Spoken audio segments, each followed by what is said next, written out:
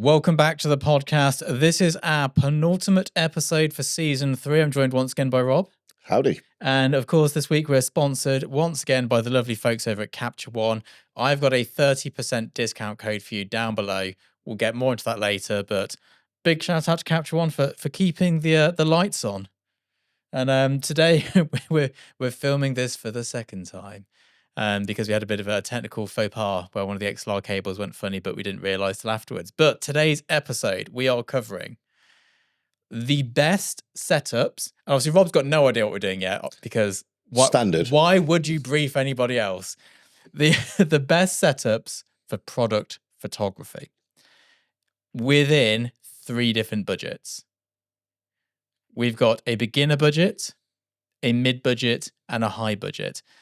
Camera brand wise, we're using Canon just because it's the ecosystem we're both very familiar with. As we go through this today, ignore the brand and just go, well, yes, I need an 18 megapixel from this era. All camera brands make good cameras. There are no bad cameras. There's just incorrect cameras. When it comes to lighting, we are brand specific. And when it comes to software, we are brand specific. And we're going to go through this. Rob's going to... I'll just let Rob know what he's going to be doing. Rob's going to be chiming in predominantly from a retoucher's point of view and with any techie stuff that I don't understand, which is probably most of it. And I'll be talking from a practical point of view. But that's what we're going to look at today. And we're going to have a little look at the Wetransfer controversy, which wasn't in the original podcast because... we've just had to change the highlight. You can't do an episode twice. You have to change it. You can't do an episode twice if you mess up because you forget what you've said and what you've not said. We've done it before. It's quite difficult, isn't it? Yeah. It's you're like, did I say that this time or last time? But yeah, anyway, Rob, what have you been up to in the last 7 days since we were last sat in here? Well, blown the piggy bank on a new lens, as you know. Yeah, what'd you get? I bought a 50mm T2 anamorphic lens. What are you eating for dinner this week? Mostly tears. Tears and gravy, I think, is what's left in the cupboard after that. But yes. So finally, I now call myself a proper filmmaker. Now we own that anamorphic lens. Lovely, lovely. What's the first thing you're going to do with it? I mean, I wasn't supposed to be working at barefoot, but I might take it along and just take it along with you. Shoot some stuff and just try and see what happens. Yeah, check that insurance before you head there. Yeah, oh, it's covered. Yeah, we'll have to shoot something here with it. Yeah. I don't know what. But what do you have to stretch it in software or de-stretch No, you de-squeeze it in software. Yeah. Can DaVinci do that? Yep. You can set it all up so you can basically make a timeline at the final export ratio, which is 266:1, give or take. So it's a little bit wider than the standard, like 240:1, but that'll be all right. And again, you could just set it up, set the timeline up, go corner to corner, and it'll just do it all for you. So if we, the week after barefoot, get a model in, yeah, we'll shoot some. We can do some anamorphia. Yeah. Bit of backlighting. Yeah, I assume that's going to be key in it. Yeah, we're all about that horizontal flares and stuff, and the stretched bokeh. In the gap between this podcast, which we did last week, and the one we're doing, which is straight after this, which we're doing this week, let's find a model, book them in, and we'll shoot something on that. Yeah, we'll do it for studio access. Yeah, it'd be fun. I mean, it's again fully manual lens, so. Yeah, absolutely. It would be great. It would be we'll get some wicked action going on with that. But that's cool. That's exciting. I mean, I've taken the week off. I know, that's almost unheard of. Obviously, I've still been in the background on emails, and you can't take an actual week off as a business owner. You don't get to just turn it all off. Yeah, although I believe your girlfriend almost insisted on you taking a week off. Yes, pretty much. It wasn't so much an ultimatum, but yes, I had to take a week off, which is good because next week is manic. I've got 2 shoot days, one of which is going to be horrific. We won't go into too much detail here, but it's going to be horrific. One of which will be fine. And then I've got a YouTube day and I've got a big party. I've got 2 parties next week. I've got 2. Check you out, bougie. I know. I'll be in Little Italy one night and I'll be in Leicester, I won't say where, on another night. A rare night out in Leicester. Which will be interesting. I think I'll be home by 8. I've definitely reached that point in my life. But yeah, let's start off with Wetransfer. So Wetransfer, I don't know if you saw this. It was quite a big to do. They in the photography industry, all over Instagram. For those who don't know, Wetransfer changed their terms and conditions. And they went for the Facebook type terms and conditions, which means they can publish your work in perpetuity and do all the things that Facebook has to be able to do to run Facebook. And the same with Instagram. Instagram has to have license to use your work. The selling to third parties bit is dubious. I've never seen it actually happen. I wonder if it's more of an insurance policy in case it accidentally happens. Yeah. For whatever reason. And, someone in America tries to sue Facebook because someone stole their image from Facebook. Could be, but I've never seen somebody go, I've had my image sold by Facebook. Correct me in the comments if I'm wrong here. Don't believe that's ever happened. I understand why social media platforms need the ability to relicense, sublicense, distribute, and all the rest of it. Why does a file sharing platform need this? I'm guessing they're just like legally covering their back.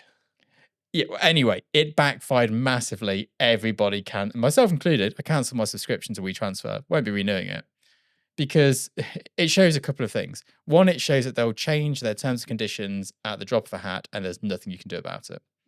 I don't want to be stuck in an ecosystem like that. I'm already stuck in Zoom. I'm stuck in the Zoom ecosystem because it's linked to my Calendly. It's linked to everything, to my shop. So if you want to book a meeting with me, you go into my TINHOUSESTUDIO website, you book a one-to-one call with me, and it's all automated. Changing any of that's a pain in the arse.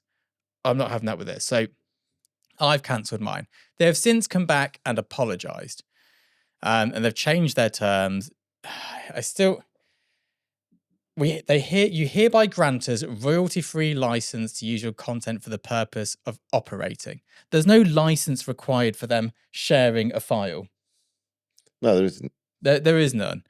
I have very little. There's a whole thing about them using it to train AI, and if they can redistribute your files, they absolutely can. And here it says, this is reading off BBC News, all companies are keen to cash in on the AI craze, and what AI needs more than anything is data. And this is interesting because there's going to come a point where if we all just stop sharing our work, AI's got nothing to work with. Yeah. Exactly.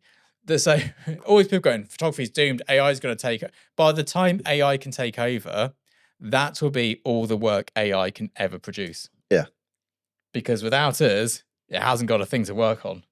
So there will be no new trends, no new styles. It will just be rehashing the same thing forever. It will be like the .com boom. It will be like, do you remember NFTs? How they're going to be the next big thing? Yes. Yeah. Do you remember cryptocurrency and crypto bros? Yeah. Yeah. All my mates are, oh, crypto. All of them have lost money. Yeah, there was a time to make money if you were an early adopter, but that was it. For sure. And the same is true for AI. If you've made an AI company and sold it already, you've probably won. Yeah, it's like I said, the .com boom where like your website was worth £1 bajillion overnight and you sold it and got out. That's how you make money. Absolutely. I can't see it. I know everyone in the comments is always going, AI, you're wrong, Scott. AI is going to steal your job. I've got a job next week, which is primed for AI. No human should be doing the job I'm doing next week. It's just the Wednesday job. Yeah. Like that is peak AI should be doing this. We won't say too much about it, but I'm doing it. Like, yeah, because AI can't do it. And I think it's important as well because, I mean, as you well know, working in the professional realm, that there's been such a pushback on AI. Oh, yeah. Where they're like, well, it looks like AI. We don't want that. Every AI advert I see on Instagram, I look in the comments and it says people slamming it. Now I played with it, the new AI, the video one where you can make movies and stuff. Yeah. I had to play with that. It's brilliant. Until a client gets involved and goes, can we just? It's like, no, you can't just. No, you can make catastrophic changes. What you just end up with is Homer's car. Yeah. It's, we're still in the edit on 2 jobs at the moment, and there's a million can you justs. And we can just, and then we can undo that just. You can't do that in AI at the moment. If you could, letting it, the amount of times the client goes, can you just do that? And we go, no. And it's not because you physically can't, it's because you visually shouldn't. AI doesn't know that. Yeah, it's like all things. You have to learn like a bit of taste and a bit of sensibility. Yeah, absolutely. So that's the Wetransfer controversy. I have taken my money out. Not that I think there's a better company around there, but I just can't. I can't know that and then keep paying them money. It also coincides, as you can see here, cancel all PayPal direct debits. I've got in trouble with my accounting because I've got loads of stuff going through PayPal. And apparently it's a real pain because my PayPal balance is always zero. So it pulls it from my bank account. So they get a PayPal statement, which they then have to marry up to my bank statement. And it's doubling their workload. So I got a bit of a slap on the wrist and a bill from my accountant. Not an insignificant bill either to sort it. Like, you can do it or we can do it for this much. And I was like, oh, well, I'll do it. I'm not paying that. Started doing it. I was like, nope, I'm paying. I was like, here you go, please fix. Thank you very much. Yes, right. I'm going to put the air conditioning on before we go any further. I'm going to get hotter and hotter as I drink more. So I've just jumped. There's a jump cut here because I just turned the air conditioning on because it was a bit muggy in here, a bit close, as we say in the UK. And I was just saying to Rob, it's brilliant. We can turn it on. You can't even hear it. I can hear it. You can't. And we're just saying how much of one of the big LED fights or battles. You know, we had the ISO, the megapixel race. Theirs was the silent fan. Well, that's useless. Yeah. It was like, remember in the old MacBooks, the fans that Apple told you couldn't hear? Yes. But were loud as you like. It's like, oh no, they definitely can't hear that. That quad-core Mac, I used to leave it running proxies next to my bed when I was starting out. I'd have it on its side to get as much air in as possible. Yeah. And you get woken up in the middle of the night with... It sounded like it was taking off, you know. Apple silent fan. So, let's dive right into the good stuff here. The kit. We've also got, when we get to this, a brilliant interview with Capture One we're going to chuck in here, which is explaining to you all the stuff you need to know for product photography to make your life easier when you're shooting high volume, which is something I'm going to be employing a lot of on my high volume shoot on Wednesday. Tangent upon tangent here. So on Wednesday, I'm doing a high volume shoot, the sort of job I've never done. No, I would have done it when I started out. Yeah. I'm helping a mate out basically, and I'm doing this shoot, and it's an insane shot list. I was shocked at how many shots were on it. And then I remembered, I took a step back and went, right, this is the sort of job most photographers are probably getting. Is that fair to say? It's the sort of thing most people are probably being asked to do. I wouldn't touch it with a barge pole. I'm going all in though, and we're going to make some videos in Studio Access about how I'm going to tackle it, because I think that is probably the best way to do that. And then, we're just going to plow through these shots and, do all that. We're going to shoot it with modest kit. I've actually got the kit we're going to be using as one of our tiers. And you've set yourself a personal challenge of bringing one think tank, haven't you? Well, the reason I'm taking one bag is I've got to go to a party afterwards, and I've got to take kit that's of a value that if I lose it on the train on the way home, it doesn't matter too much. I wonder if I'm insured for drunk and disorderly. Oh, you want to check the T's and C's for that. If I leave my bag on a train because I'm too drunk, what happens? But there we go. So let's look at these. Let's go high price first, shall we? We'll go down to the beginner level kit last. And what I will say is I've shot on all of these kits. I've shot global campaigns. We've sold like full buyouts, perpetuity licensing, the lot on all of these kits in the last 8 years. So within the last 8 years, I've used all three of these setups, not the entirety of the first one, all three of these setups. We've got a £40,000 setup, a £4,000 setup, and a £500 setup. So the full gamut. I think most people within a year could save up £500 to buy the first set. Yeah. I think anybody with a high-paying job and a family can save 4K for the mid-range job, mid-range kit, because obviously you're saving for other stuff too. Your sole saving purpose, is not kit. I mean, you know how difficult it is with small people to save 4K though. God, they eat money. I took one of them out of town for a small trip. We were home by 3 p.m. and I was £200 lighter pocket. Yeah, that's about right. Yeah. I don't understand it. So 4K, I think, is savable on a good salary job with other commitments if you're like not in debt already. 40K, it's a stretch. That's a stretch from that's you've got to be making a decent chunk of change to put 40K aside in a year on top of your other savings you need to be doing for investments and all the rest of it to keep yourself afloat. I'm sure you could save 40K in a year if it was your sole savings and you weren't investing into anything, but I'd question your sanity. Or, eating or, Yeah, who needs food? And so the high-end setup, this is what we use when the job is the big one. When we need it perfect, we're spending, I don't know, 100 grand a day on the shoot. It's going to a retouching house, that sort of thing. We are using a phase 1, I believe it's called an IQ3 150, I believe. It's 150 megapixel, almost 645 sensor. They're never quite 645. Almost 645. It's a CCD, so you've got great live view, 16-bit color depth, and a dynamic range unrivaled. It also works, which is great. So we have one of those backs, and then we have it on a Cambo MV, which is the big Cambo. That's with the front and the rear movement. So a Cambo, for those who don't know, is like a tilt shift lens on steroids if you're new to photography. If you've been in photography since the 70s, it's a view camera, is the best way to put it. It's a view camera. It's what we shoot everything on. We normally have a Fuji on the back of ours, which comes somewhere between the mid and high range bit. But there we go. So in order of things I would upgrade here last is I'd probably get the back last.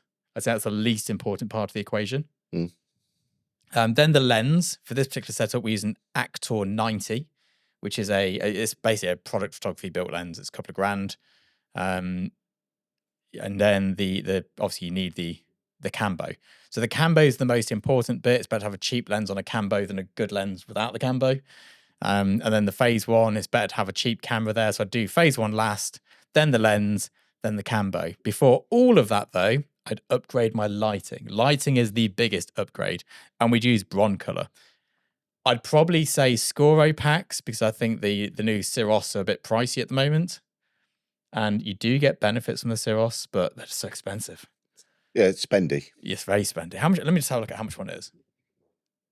Just seamlessly cut to me getting this right here. Cyros pack.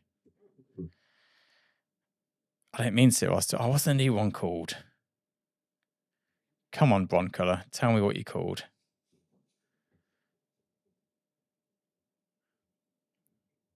Broncolor pack.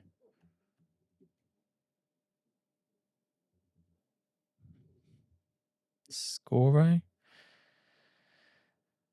You can see how much I know about kit. Here we go. Satos. There we go. It's a Satos pack. Yeah. So Bron Satos pack. Right. Can you even buy them? Can't even find. There we go. So back to it. So the best Broncolor lights are the Satos packs. They're 3,200 joules. And they take batteries as well. I can't remember how many batteries you can stick in. I think it's 4. So you can put like 4 grand's worth of batteries in a 20 grand pack with a 3 grand head. That's a lot of cash. That's £27,000 for a light. Yeah. I don't know any rental houses that have these yet. They've got to be getting into rentals at this point, surely. I mean, you can still rent the Graphite pack, which is like the 90s. Yeah. So is that well built? That is the problem with good brands, isn't it? They build stuff so well that it lasts forever. So we use the Scoro packs, and I've got a few of them in the studio. And then obviously when everyone's set, we rent them, so I'm not carrying those around. And I have the Unilight heads here, which are the cheaper, more utilitarian ones. They're built a bit more robust. And then we use the Pulso heads on set, which are the more plastic ones, but more premium, and you can zoom the flash tube, which sounds like it's really useful. I've never missed it, but I don't know. There we go. But yeah, I'd start with Broncolor first. That'd be the first thing I'd upgrade to out of the expensive items. Yeah, on your 40k budge, yeah. Yeah. And then obviously we're buying not the Satos packs on this, because that's just too much money for 40k. If you're going in for like a Satos pack, we're probably looking at more 60 to 80k for a one light setup with this kit. It's pretty darn expensive. Software wise, we're using Photoshop to do the heavy lifting. Anything which is cutting, cloning, composite. Yeah, and any sort of retouching, basically. Yeah. If it's retouching, it's in Photoshop. Yeah. Although you will do your pre-grade, etc. in Capture One. Some of the time. And we get into this in the interview. There's a time to do it in software, and there's a time to do it in Photoshop. And we've now got that nailed down. There's also, you remember we had that issue ages ago where you'd open a file from any software into Photoshop, right click, open in, and then when you brought it back in, the colors changed. Yeah, we've worked that out as well. So that's sorted. That's in the interview as well. Lightroom and Photoshop are obviously, you're looking at these items, it's like, look, 20 grand for a light, 30 grand for a digital back, 8 grand for a bellows, 4 grand for a lens. Capture One's, well, it's 30% off if you sign up now. Which is a lot of discount. It's £20 a month, isn't it? Yeah. Or plus discount. Photoshop's what, £10 a month? If you just buy Photoshop, yeah. Yeah. So I would probably, before the Broncolor, buy the software because they are a massive upgrade. Grading in Capture One is considerably better than grading in Photoshop. There's a reason why you don't always do it in Capture One, which is to do with clients, but it is always better to do it in Capture One. With that said, I would get the Capture One software first, and this is assuming you know nothing, then Photoshop. Because Photoshop takes a lot more learning, and I think you can do, for our work, we could probably get away with having Capture One only for a lot of it until a client gets involved. I mean, generally the stuff you drag me into, not so much. Yes, but I think we could still, without all of that, that brings it to the next level. We could get good work without that. It'd still look decent. Yeah, I mean, especially with the more recent updates, it's like, especially the portrait work. Yeah. I'm quite enjoying that face editing. So that's the high level stuff. What I want to do now is quickly jump into this interview because it's going to go through loads of things that are going to save you time and make you money in Capture One, which is the cheapest part of the high-end setup and is the most attainable. I think even when you get to the beginner budget, if you can stretch to Capture One, I would, but we'll get to that after this interview. Yes. So we're joined here with David from Capture One, who's going to help us understand some of the cool little tidbits we can do within Capture One that's going to help us as still life, product, e-commerce, whatever it may be when we're shooting products. Often in high volume as well, I suppose. Often with clients not available and all the the bad things that come with that sort of work. But David, would you like to explain to us what it is you do at Capture One and what your sort of speciality is? Sure. So my job at Capture One is I'm head of product training. So that essentially means it's down to me to make sure that the customers know how to use Capture One, large scale companies as well. So we sell a lot, obviously, into large e-com companies. So pretty much any image that you'll see on a website that you're purchasing from has probably been through Capture One as well. So as I said, my job to make sure everyone knows how to use Capture One and to get the best out of it as well. I think that's actually an interesting note. I don't think a lot of people realize this, but pretty much in the UK, I don't know what it's like in the States, every large studio, so if you're thinking of any big shop brand, the only one I can think off the top of my head now is Wilko's, which is obviously bust. I've got half of their studio in the back of my studio at the moment, but anything like that, like Matalan or I'm trying to think Asda, whatever it may be, they have these massive studios. And a lot of camera shops and things like that, you might think they're selling to individual customers, but what a lot of camera shops make their big trade on is selling like 10 studios worth of kits. Oh, totally. Yeah. Big, like huge powerhouses. We actually work in one of them now and again near to us. There's a place that we go to shoot adverts when they need to bring in someone externally. And all of these places want to Capture One. Yeah. Yeah. So any high street shop that you could think of, clothing, retail, supermarkets tend to have, these enormous studios with 10, 20 shooting bays, all kind of replicated to some extent. And then maybe studios which can be a little bit more, I guess, creative as opposed to just, object on a white background. So for more elevated e-com, as it's known. But yeah, all running Capture One and shooting, ridiculous amounts of volume every year. So I have to cough now and again. I had laryngitis last week. So yeah, I mean, like in Leicester alone, this is a bit of an aside from what we're going to discuss today. We have the massive Next Studios, which are huge. We have TK Maxx Studios. We have Denell Studios. And then we have these huge commercial studios that have ad agencies, but then they shoot in-house a lot of the stuff with photographers. And then they'd bring someone like me in when the job's a bit more a bigger job, or a bit more creative, or they need a specialist. And it's amazing. You go to these places and they've got like 10 phase one sat at one side, and they've got £1 million worth of pro photo or broncolor lighting, and then just machines everywhere. And it really is an industry which I think a lot of people don't see when they come into photography, because most of us come in from a hobbyist thing, and we pretty much live by ourselves throughout our careers. But there are these huge like giants just producing all of that work.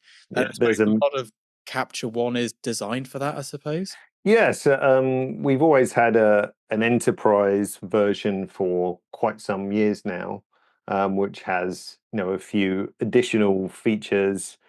Some of them extremely dull to explain, which is like managing multi licenses across a studio site. If you've got 300 installs, so some of our biggest customers have something like 300 licenses. So to manage 300 installs on 300 different Macs is obviously a bit challenging. So there's some dull stuff there to help that. But also in more recent years, we've focused more on this kind of customer and product and e-commerce and portraiture, just because there's so many of you guys doing that stuff as well. So it makes good sense. So before we dive too far into that, there is a question I want to ask up front, because this was a question that was asked in the community. Yeah. And it's one I get asked all the time. And it's been an issue for us in the past. Someone came in and fixed it for me. We've already discussed this beforehand. I think the fix they did is what you said first, but just as a complete tangent to all of this, every now and again we'll do like 10 shots and we'll edit them all in Capture One, and one of them we have to do something to it because, I don't know, someone left a footprint on the background, or we need to do something in Photoshop. So we go right click, edit with Photoshop. We get into Photoshop, we do the edit, we close it down, it brings it back into Capture One as a TIFF, and that TIFF no longer looks the same as all the other RAW files. What are the common causes for this and common solutions? I know this is something a lot of people at some point get stuck with. So the most common part of this, which is probably 90% of the cases, is mismatch profile. So of course, when you export from Capture One, you're tagging it with your export profile, which is probably most commonly Adobe RGB, sRGB as an example. And then when you go into Photoshop, you then have the option of honoring that profile, or if Photoshop is going to make a conversion. And 9 times out of 10, if it's then making a conversion to something else, like going back into sRGB or Adobe RGB, and then when you bring it back into Capture One, that's when you start to get the mismatch, if you like.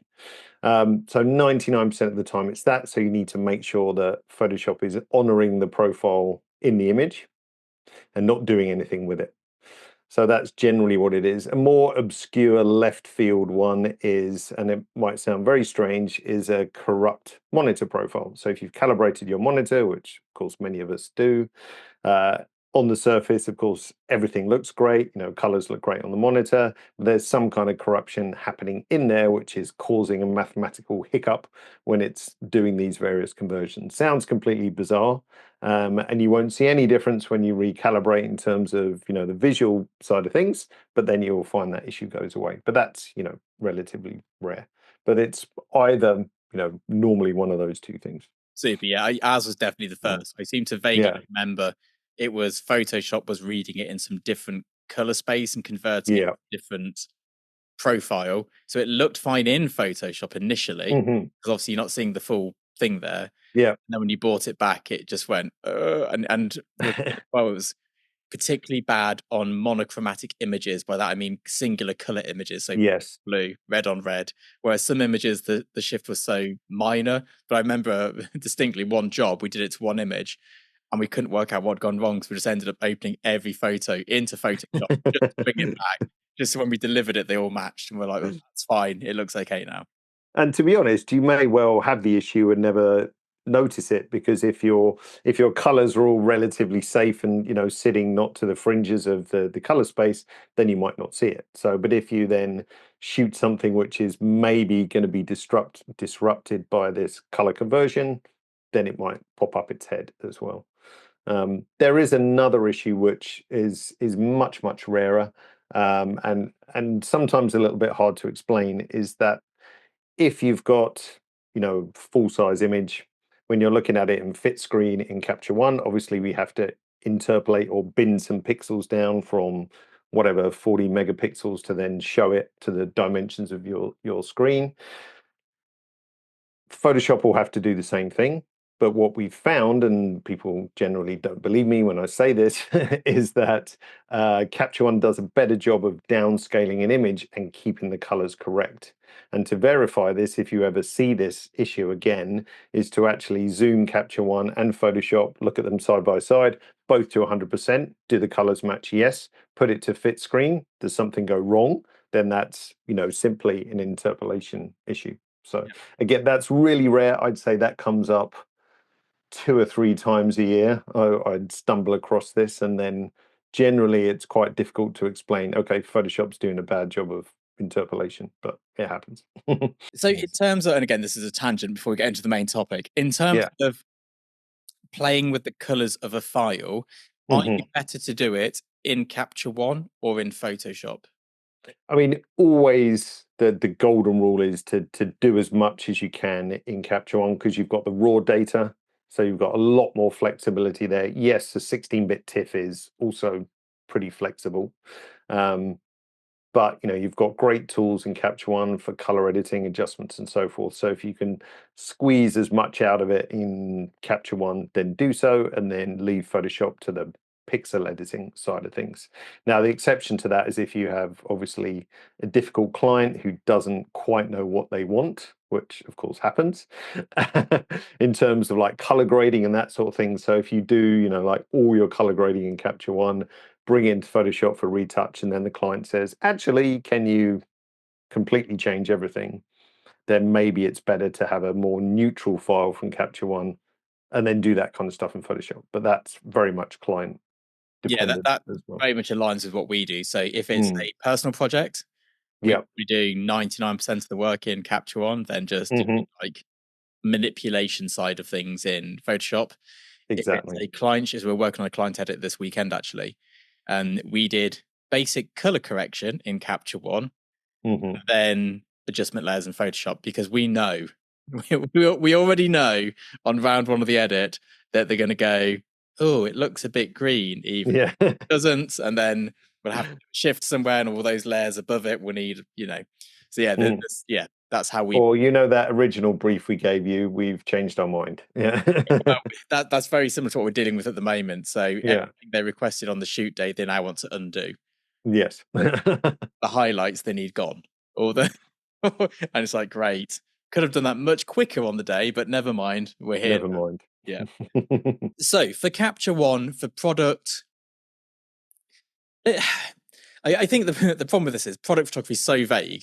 It go like when we do product photography, we're doing a shoot for a friend in a couple of weeks' time where we're going to be shooting an insane volume. Right. Like, I don't know, probably 50 shots a day, which might be insane compared to these big studios, but for us, that's a lot. That's still a lot to cram in. Yeah. And on other shoots, we do 1 shot a day. Yeah. But the workflow is sort of the same. What are the best things we can be doing with Capture One to make sure that we're having a nice time? What's good in Capture One for us photographers who do these sorts of things, whether it's that 1 big shot a day, whether it's the 50 shots a day, like in an e-commerce sort of, especially when it comes to fashion. And I've been on set with all these fashion photographers. I couldn't believe how many frames they shot in a day. Like I know, it's maybe insane. 200 frames in a day on a busy day. And they'd taken 3,500. I was mortified. I mean, generally in e-com, they're trying, with one exception, which I'll tell you about in a second, but generally with e-com, they're trying to be as efficient as possible because they don't want to be filling up servers with tons and tons of shots. So for every outfit they shoot, they tend to be quite, efficient. But one studio I was at in the US, which shall remain nameless, the photographer there was shooting an insane amount per outfit, like on a high speed flagship camera, which was doing 8-10 frames a second, and he was burning through pictures, and I thought it must just create a massive headache down the line from selection and editing and storage. So yeah, obviously be efficient. But in terms of what can you do, I mean, whether you're shooting 50 things a day or 1 thing a day, you're still tethering all day, I assume, or I would hope you're tethering. And of course, to keep your tethering running nice and efficient and as fast as possible, then 99% of the time, if you have any tethering dropouts or connection issues, you can look to, a couple of things like, is the cable gone wrong, or have you got low power on your computer, etc. So you want the best tethering experience. So you want to have a decent cable and you want to protect it at both ends. So you're not having cables flopping around, getting yanked out of your laptop, getting yanked out of the camera. And there's, millions of products on the market that can help you do that. So I think that's the number one recommendation, because we see a lot of broken cables, a lot of expensively damaged camera ports, which Yes. can be saved just with gaffer tape as the cheapest solution, all the way to bespoke products that do that. I remember when we shot with the 5D Mark IIs back in the day, and this was before tether protection was really a big thing. Yeah. Every time you broke that tether port, it was like 500 quid for a new PCB port. Exactly. So, and we used to break them all the time, and then, like you say, we ended up getting gaffer's tape. Just yeah.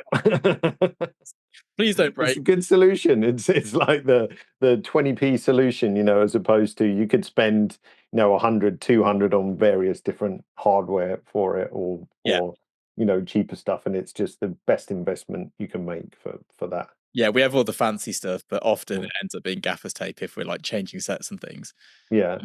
I don't know if you're allowed to say, are there any tether cables that you recommend or do not recommend? Or probably not, do not recommend, but is there any ones that you do recommend? There's a lot of choice now these days, which is also good, because I think it's made all the manufacturers up their game a little bit in terms of quality, and even things like flexibility. There's nothing worse than having a big chunky unwieldy cable which is not laying nicely on the floor or coiling up or whatever.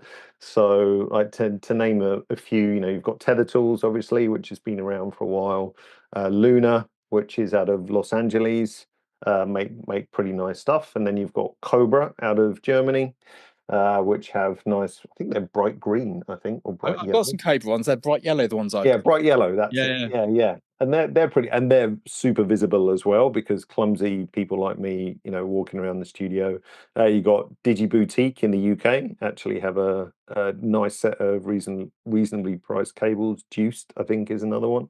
So there's lots of choice. But what I would stress, certainly for people now who are running on like Canon R5s, R5 Mark IIs, Fuji GFX, there's probably others as well, that look at your cables and see if they're rated at 10 gigabits per second, because a lot of earlier cables were 5 or less, which might sound horribly nerdy and stupid, but if you've got a camera that has the ability to do that throughput, then don't limit it by putting on a slower cable. Yeah, absolutely. We use the Area 51 cables. Yeah. Oh, yeah, Area 51 as well, of course. Yeah. And I think they were there was an issue at one point with Tether Tools when they went to USB-C. And I think we burned through like 10 cables in 2 months. Something's not quite right. Yeah. I don't know whether they weren't fast enough yet for the GFXs. It could have been, we didn't look at the specs in them. So we bought some Area 51 cables from the States, and I'm still using them now. So that's a great cable. Yeah. Same with the Cobra ones that we got from Germany, I think it was. Yeah, it is Germany. Yeah, we had issues getting them in originally. There was some problems with customs. Right. They'd sent like 3, and and then all of them turned up at once. I was like, guys, I've got 3 of your cables. I've paid for them. Let me send you some money. But that thick cable issue. It was an issue with the Phase 1 cameras. The tether cables they came with were so thick, super chunky, wouldn't bend properly. And because they wouldn't bend properly, when you put them down, they'd like ping out. Or like the camera would topple to the side. So much strength in the cable, it was like bowing it. And I still see it now with right angle cables. If someone hasn't protected it or wrapped it under the bottom of the camera and they put it down on the desk and it goes, bends up in some horrible sort of angle, and you think, yep, that's going to break soon. So there's also like another thing that you can do to prevent that. I can't remember who makes them, but Camera Donuts, you might know, Scott, the It just looks like a big padded donut, which you can mount on a desk or a cart, and then you just drop the lens through that. Yeah. And that just prevents you putting it down on the desk. And then also it means if, again, a clumsy person trips over the cable, then they're not yanking a camera off the desk as well. It's kind of much safer.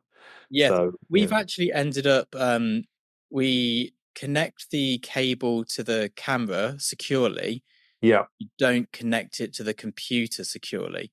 right. We had somebody once kick a cable and it was connected at both sides securely, so the computer went flying. So now we leave the computer so it can fly out of that side. Yeah. Because we'd rather not have that happen. No, and another solution, I'm pretty sure Area 51, they have what's called a pigtail, and other cable manufacturers too, which is just a little short one you can leave on the camera permanently, and then you just break that short connection to your long cable, which is also quite a good solution. Yeah, cables are sort of, for those who are new to buying tether cables, they're insanely expensive when you first look compared to the normal USB cable. But it's the equivalent of buying a good memory card, because if that cable goes bad, then either nothing comes through or whatever comes through is not good. And it doesn't matter how articulate or not clumsy you think you are. I mean, I was shooting yesterday just at my daughter's, school leavers do thing. And I had, tether protection on and so forth. But several times I still stood on my own cable and pulled it. And then, of course, that would have popped it out the port or damaged it or whatever. And then doesn't matter how smart you think you are, someone will, if it's not you, someone's going to step on the cable. It's always me that does it on my shoots. I normally step on it near the camera. And if it wasn't for the tether protector thing, it would have wrecked the port on the camera, which is completely expensive for what it is. So tethering something we all do. Yes. Or should all do. I'm always shocked when people go, well, I shoot in location, I don't tether. I'm like, even location, I tether. Yeah, tether. And you can tether into an iPad now. So we've got Capture One Mobile. So if you don't want to drag a laptop with you, you can tether straight into mobile, no problem at all. Lots of the same tools and functionality, but an interface which is built better for touch. So even if you just use it as a an elevated LCD screen as opposed to on the back of your camera, easier to collaborate and look at, because generally on a tethered shoot there's probably you and someone else, whether that's client, stylist, food stylist, makeup artist. It's normally one or two of you looking at something. So trying to have a discussion peeking at the back of a camera LCD is not great. So tethering on location with a laptop, much easier now with Apple Silicon, because the battery lasts considerably longer.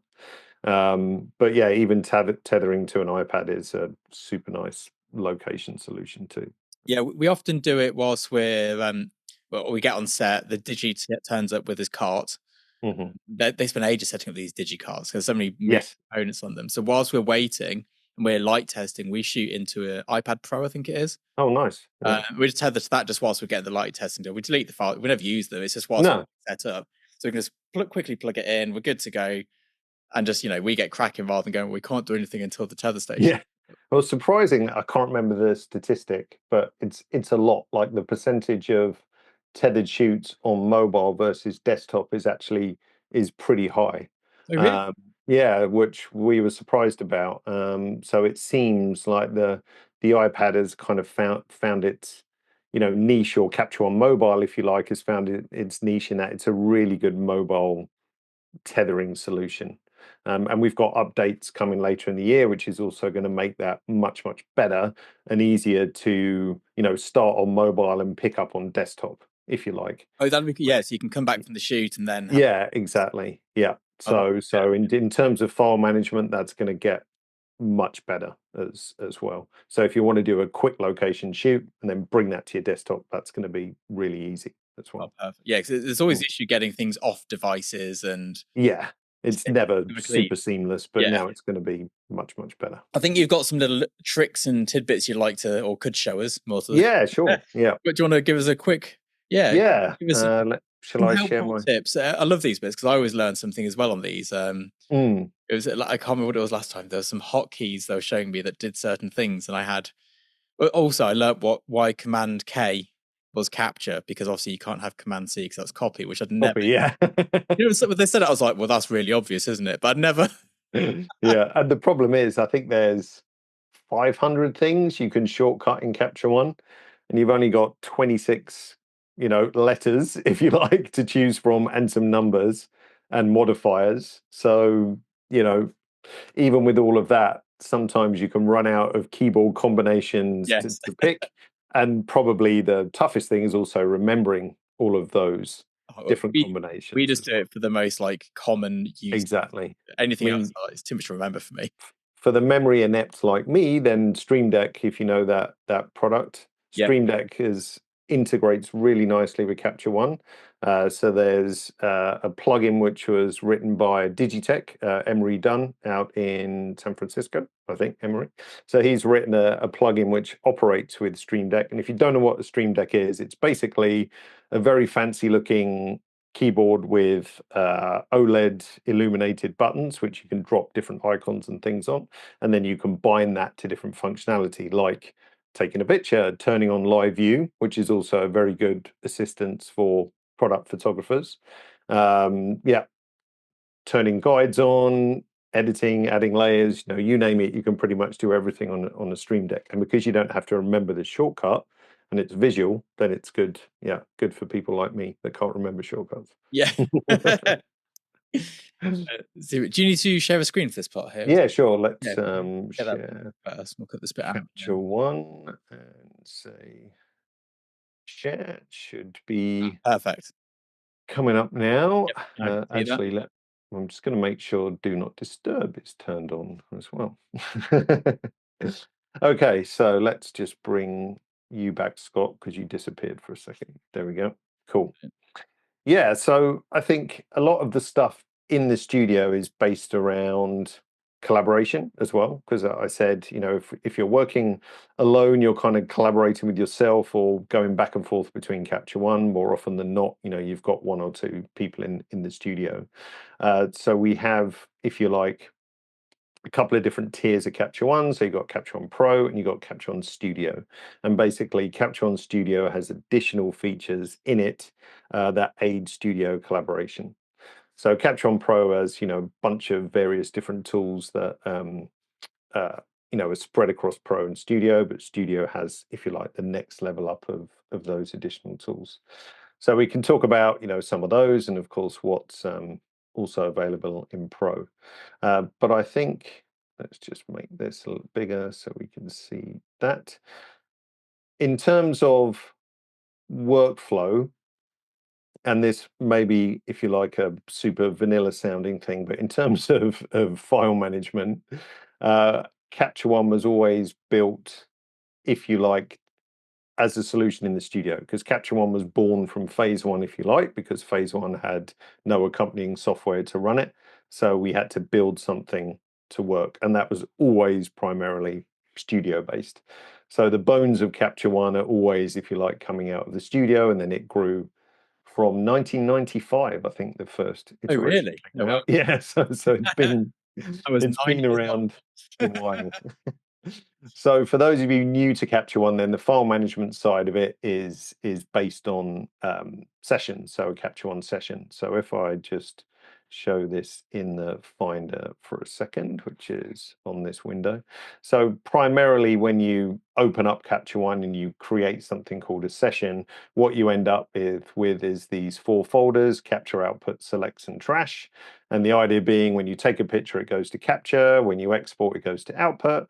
You can drag and drop images into selects, and then you've got trash for all the deletes, all the misfires, if you like. And then that whole session structure is kind of embedded in one folder, so it's easy to back up, which is very important in whilst you're shooting. Easy to move from, say, external hard drive to internal or to another machine, and so on. So that whole workflow is really super simple. Typically what happens is that photographers will divide up that capture folder into different folders. So in this example, I'm showing, we've got a light test folder or a setup folder, and then we can divide up our captures into further folders like different looks. I guess, Scott, if you're shooting product, it could be different products or, all that kind of stuff. Now that workflow's been around, I think, for the past 15, 20 years in Capture One, and we haven't done anything to it. But what we recently added was the ability to build out those capture folders much easier. So in the past, it was super manual. You had to make the folders, you had to drop them into Capture One.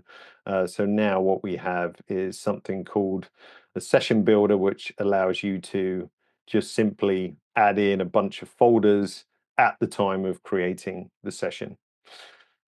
So you can add any sort of simple network of folders, or in this particular example, I've got, a shoot which is based over 3 days, and then each folder has 5 looks in each day, as an example.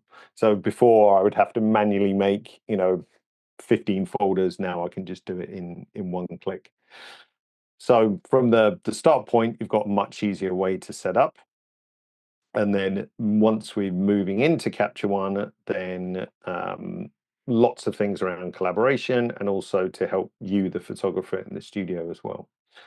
So I guess collaboration wise, I tend to differentiate it in 2 different ways. So it's either, okay, I might want to collaborate with someone who's in the studio with me, or I might want to collaborate with someone who is not in the studio, whether that's at the time of the shoot or a few days later when you're badgering them to make selects and so forth. Yeah. Which is always the fun challenge. So you can think of this as, if you like, online and in the moment collaboration. So we've got 2 different solutions for that. The first one we call Capture One Live, and this shares your physical shoot in its entirety or just elements of it online to a simple web page that anyone can look at. So in Capture One, we just need to hit this little share online button, and then I can decide what I want to share. So in this particular session, it's got 5 different folders, a light test, and 4 looks. So if I want to share all of those folders, I can simply share the whole thing to the internet. You can invite people via email, or you can just give a generic share link. So if I just copy this link and open it up in Safari as an option, then basically I'm seeing a complete replica of the entire shoot on a browser. This is what we use a lot now, because there's always somebody who can't make the shoot.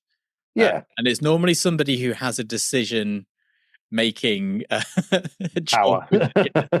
and what we do is we only share select. So we used to share the whole shoot, and you do a test of something and you get a phone call going, oh, we don't like that. So hang on, we're just yeah, hang on a minute. That's just the lighting setup. Yeah. We give them any options we'd be happy with them choosing.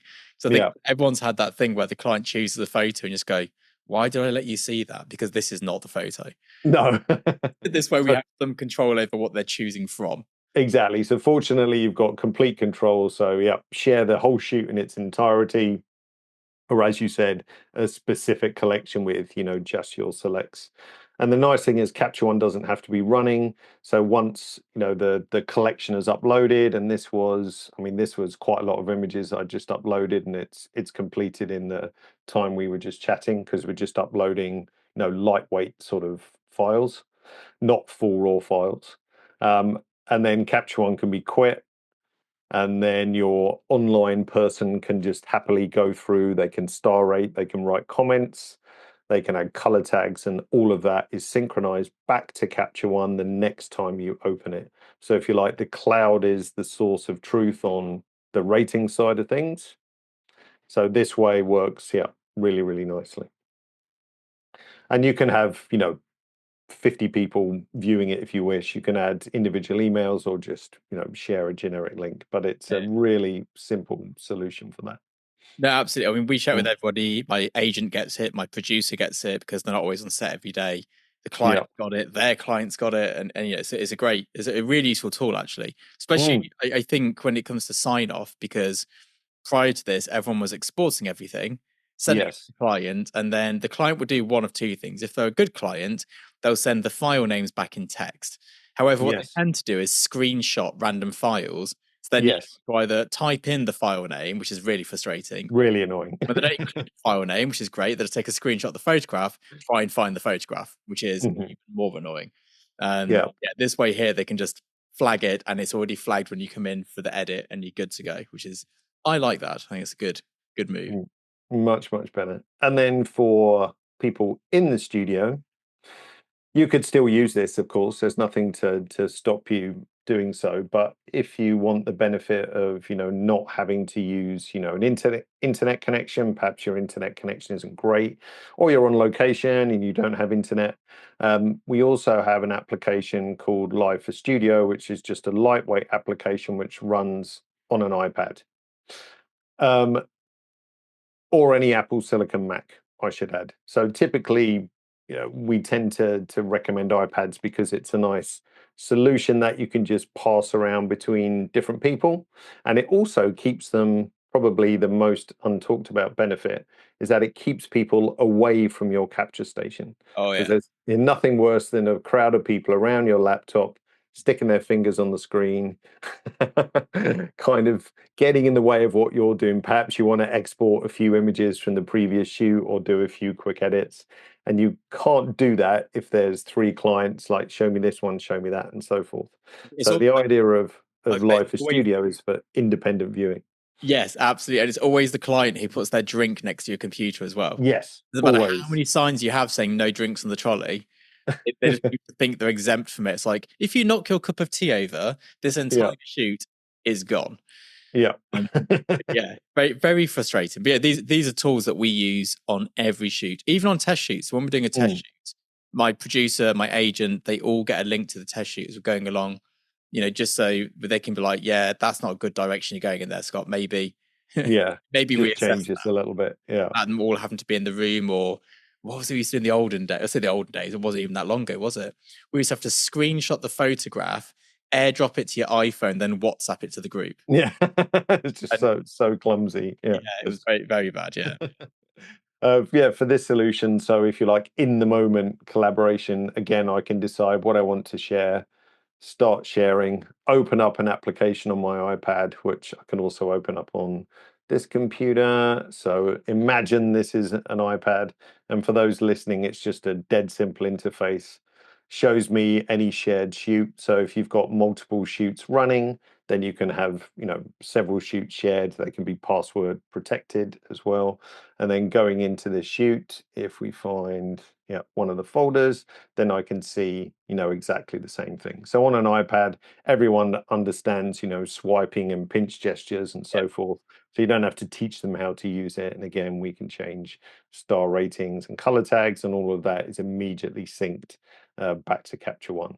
So again, you could have 3 or 4 iPads, as you say, one for the agent, client, even nice for the stylist who's perhaps sitting in a makeup room at the back of the studio. They can also monitor what's happening as well, and keep a remote view, again, without hassling you to say, Scott, can you show me the last look when you're trying to do something else? Yeah, it's also quite useful. So a lot of the still life shoots I do, there's also a lifestyle shoot going on at the same time. Right. It's not uncommon for us to be shooting the still life ad campaign element to it, and somebody else to be shooting a slightly more editorial look to it in a studio either next door or nearby. Yeah. And we have had it where we've had both shoots going through to not the creative directors on set, but maybe the account managers on set, because they want to see the whole thing coming together, and they're talking to the client, and it frees up the people for them to then have that conversation and be like, yes, these marry up nicely, or we need to speak to this studio because they're going a little bit too far on the look. It's a bit too much, and it's too far away from what we're going for. We need to kind of meet in the middle somewhere. So again, really good tool that we've used regularly on shoots, actually. It's also useful for assistants to have it, because sometimes they'll be adjusting a light, and rather than them having to come back to the digi station to see whether the adjustments work, they've got their phone or their iPad or whatever, and they can see it there in real time, and then be like, oh no, a little bit more. Yeah, exactly. Makes it life easier. So, preventing that walking back and forth from the capture station, it might sound a bit, over the top, but you lose a lot of time in taking a picture, going to the set, adjusting something, running back to the capture station. If everything is kind of close at hand, then it's just much more efficient. Absolutely. I mean, I was given one of these silly tracking rings, the ones that do all the, I don't know, health stuff on it. Oh, yep. And I wore it for the first time on a shoot a couple of weeks ago, and I walked 9.5 kilometers. Jeez. And I shoot still life. I don't even know where I was going. And it sounds silly, but all of the like, if you're my assistant must have walked so much further than me. He must have done like 15K. And all of that fatigue adds up. And then totally. mess up at the end of the day, and you don't see something glaringly obvious in a shot, which then costs you 3 hours in Photoshop. So definitely having these like anything to save. I come from a cycling background, and the cycling thing is why stand when you can sit, and why sit when you can lay down. Right. So it's like, how much energy can I save? And I think photographers should take a leaf out of that book. It's always move as little as possible. Definitely. I mean, there's another feature similar to this, which is hard to demo if you're not in a studio, but very simple to explain, is that you can attach up to 3 additional monitors to Capture One if your system can support it. So just 3 normal monitors via HDMI, USB, or wireless or whatever, and they can display 3 different kinds of views. So they can follow the last capture. You can pin particular images on it, which is kind of nice for a mood board or a stylist at times, or you can show a selection of images. So if you want to have a confidence monitor near you as you shoot, which is simply showing you the last capture, that's actually a nice way to work. Or it could sit near the stylist, or it could sit where your clients are sitting so they can see pictures coming in too. So yeah, that's just another nice get away from my capture station sort of a feature we've put in. Yeah. Oh, amazing. So what else have you got for us? What are the tricks are up your sleeve? So also for efficiency, and there's like AI, of course, is the buzzword for everything at the moment. And there is a whole bunch of AI in Capture One, which you might not even know about. I think we started with the first AI feature, which was just a auto straightening one. Don't quote me on this, but in years ago, so 2 or 3 years ago, I think that came out, and then steadily additional, AI features have been added, but it's all with the purpose of efficiency, if you like. So saving you time in boring things so you can actually have more time for the creative stuff. And one of those which we found really nice for product photography, people photography, or e-com, if you like, and portraiture is AI crop. So that's using detection or subject detection in an image or face detection in an image to automatically crop it. And you can do that in 2 different ways. So you can either set up face detection and then ask Capture One to keep the face, if you like, at the same size and relative position in the frame. And this can either be as you shoot tethered, or you can do it in post-production. It's up to you. Or you can set up, if you like, highly specific, accurate margins around a subject, and then ask Capture One to keep that. So it's really a game changer in that respect, because first of all, nobody likes cropping, and secondly, it's probably more accurate than you'll ever be in terms of the positioning of a subject in the crop mark, at least at the speed. So I can show it on this image if it. Yeah, that'd be great. We don't actually use this. This would be lovely to see. Okay, so images like typical, if you like, full length e-com shots, and we've shot them intentionally badly, if you like, in terms of like no photographer would kind of be this off in terms of their framing. I don't know. But, well, true, you never know.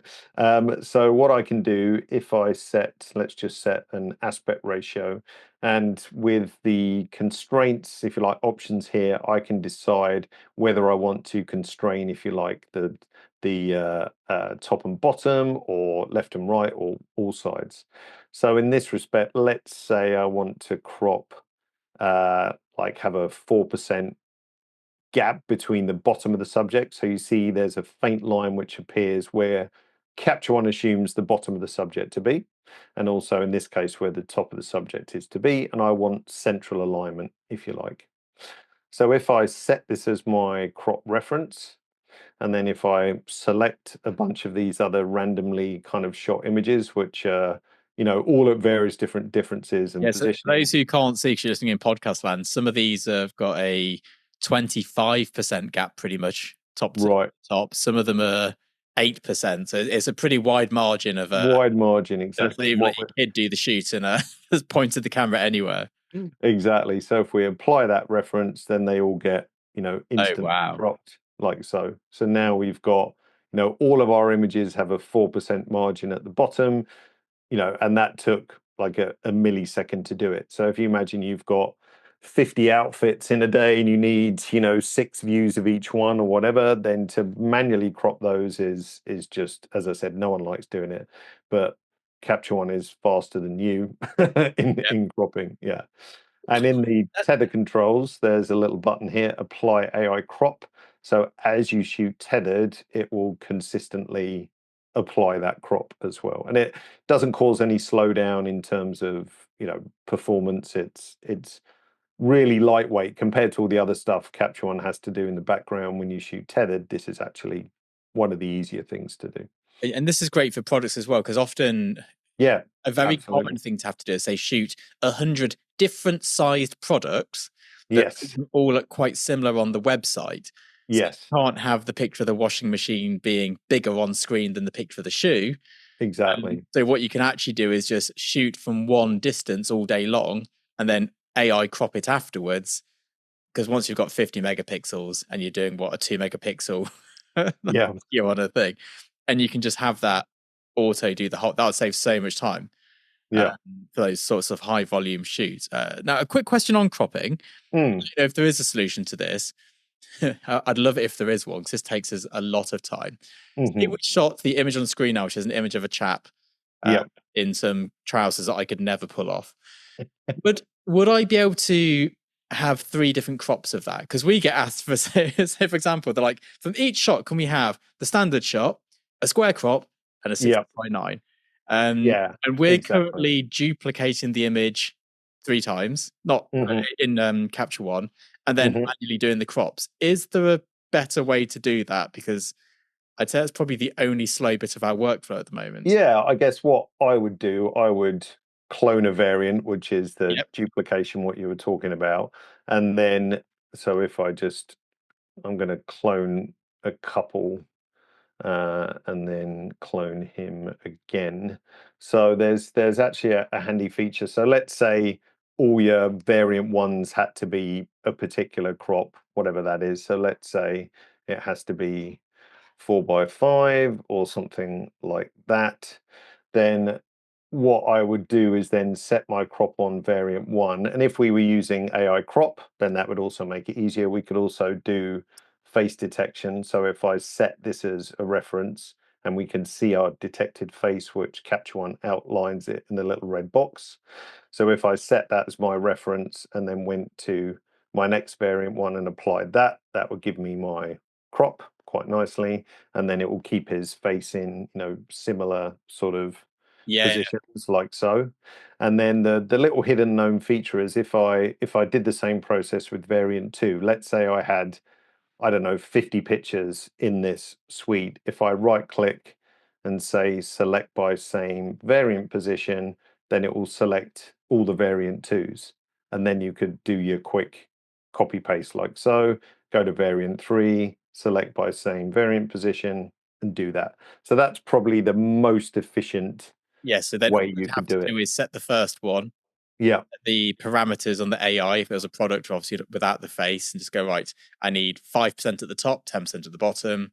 And then just apply it to all variant 2s, and then exactly. That's going to save us a lot of time. Sorry, I was just I was like, this is really annoying thing that I have to do. And there's always a better way to do it. It's just no one is. But that's really useful. It's kind of a little hidden menu, this select by same, so you can select the same rating, the same color tags, sequences for phase 1 cameras for, I think, HDR, panoramic, and focus stack, that kind of stuff. Or just variant position is really handy. And even for like wildly different stuff, like if you wanted a color and black and white version, you can select all your pictures, say clone, and then you'll get a load of variant 2s, select by same variant position, convert those to black and white in one click, and away you go. So that little selection trick is a massive time saver.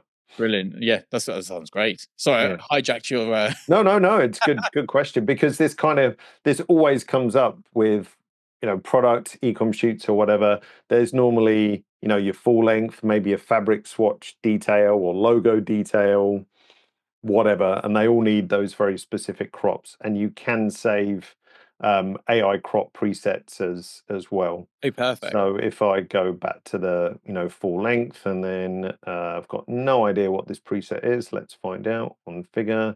So that immediately cropped it to whatever those parameters were, like so. So I can just immediately pick up various different presets, and then it works quite nicely. Oh, amazing. So if I say 4%, yeah, so this preset was 4% at the bottom, and then immediately crop that. So you could select, all your variant ones, apply that crop preset, and job done. And even if there is like anything AI, there's sometimes a little hiccup or whatever, but it's going to be way better than you could do it manually. So if you have to correct 2 out of 1,000 images, that's still faster than you manually cropping. Yeah, so which is what we're 1,000 pictures. Manually cropping the 1,000 pictures, which is not fun. Not fun at all. Definitely not. No.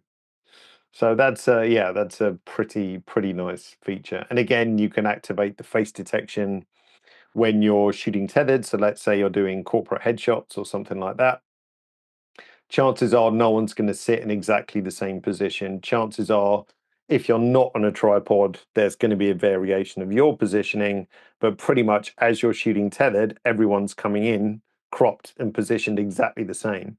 So if you're at an event and you're doing a photo booth corp headshot style things, from the outside you look like the most amazing consistent photographer in the land, because everything, everybody is like super nice positioned. So again, from a website perspective, when they've uploaded all these images, it looks super consistent, and it saves you the job of cropping as well. There's also, on the product side of things, you'll often get a spec for how much bleed you need around the product, and it would be like, we need 6.5% white bleed all the way around the product. Yeah. And whenever they get, I was like, oh my word, this. Yeah. Yes, that's amazing. Super. Yeah. Have you got any more tricks up your sleeve here that might be useful? What else is? I mean, there's so much in count. It's like, really I would think like other things which are often forgotten about in terms of shooting tethered or doing product or people. Live view, of course, don't forget you've got that, so you can see an immediate live view, like high quality, looking like a video, if you like, in the live view, which is one part, and that's great for composition. And that live view screen, you can drop guides on there as well. So if you need to, make sure your items are positioned very accurately or to an aspect ratio, that's easy to do. But mostly what's missed on live view is the fact that you can put an overlay on there as well, which can be, a magazine cover, food packaging cover, copy if it's going on a page, and so forth.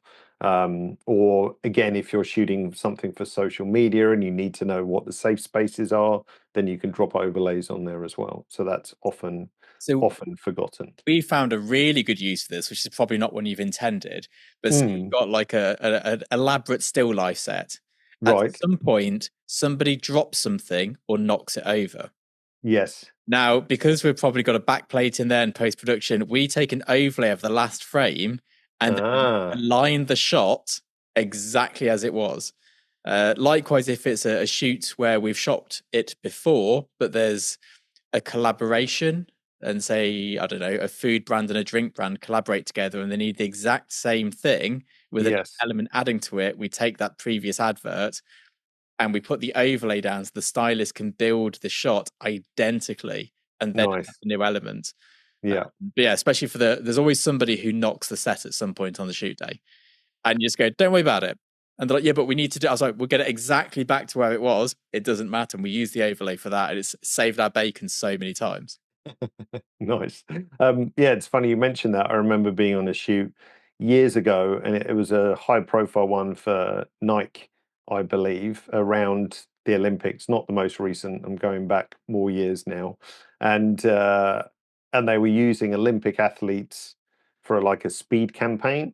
And what they were doing was getting action shots of the athletes running across camera and then freezing motion and capturing them wearing the various night gear and so forth. And one of them was a marathon runner, and one of the products, of course, was running shoes.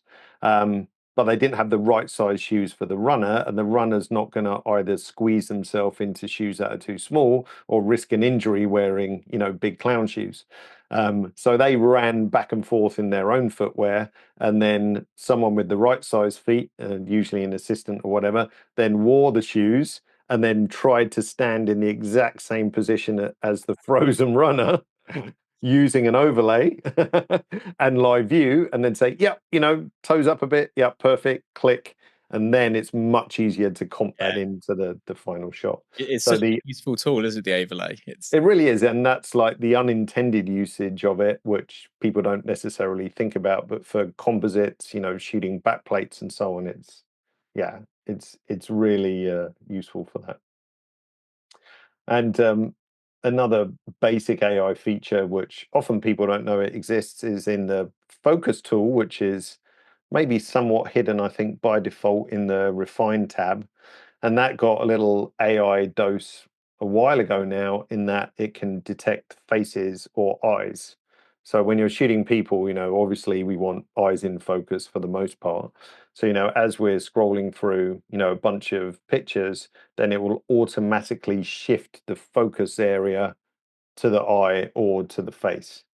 It's from those things that if you've shot 1,000 frames, if every single time you have to go into that focus window and find the right bits, it's somewhere on the t-shirt, and it's exactly, it's really annoying. Yeah. So we can get it to pick up an eye automatically. Again, while you shoot tethered. So if you want to have someone monitoring sharpness as they come in, much less of an issue these days with eye detection autofocus.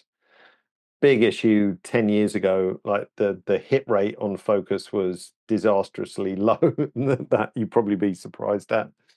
So assistants were always like eagle-eyed on constantly clicking on pictures, checking focus. Now it's way more consistent. I remember, well, I still do. I think it's a force of habit, because although for years I thought, I'm really young in this industry, and then one day you wake up and you go, I'm now one of the older people. Yeah, same. And I'm constantly going, can we check sharps? Can we check sharps? And everyone's fine, it's fine. I'm like, oh, okay. It's fine.